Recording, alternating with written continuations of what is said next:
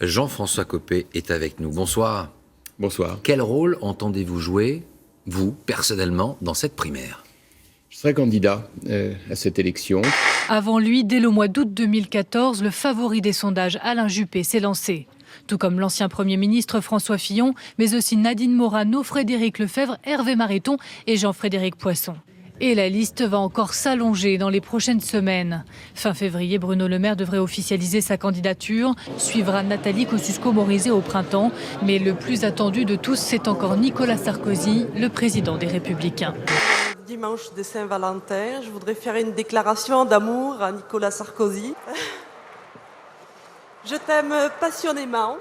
Alors, ils sont 7, ils vont bientôt être 10, si ce n'est 11. Ah, vous envoyez un 11e, vous ? C'est une équipe de foot, c'est plus une primaire.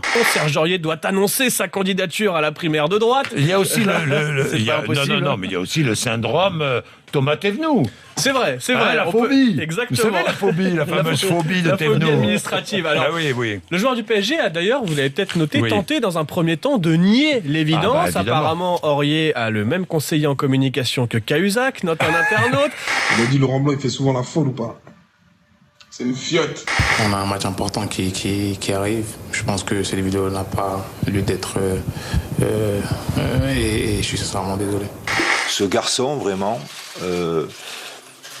il y a 2 ans, je me suis vraiment engagé vis-à-vis de ma direction pour le faire venir à Paris.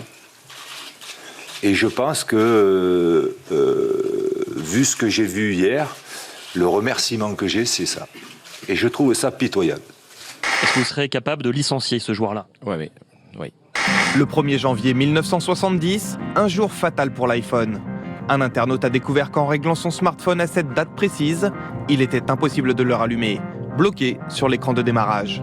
L'expérience a été reproduite par d'autres, mais n'a pas encore été commentée par Apple. Je dis merci à mon téléphone qui a permis de freiner un petit peu la balle. Et Magali, c'est le nerf sciatique qui a été brûlé. Nous devons cette vérité à nos peuples. Il y aura d'autres attaques, des attaques d'ampleur. C'est une certitude.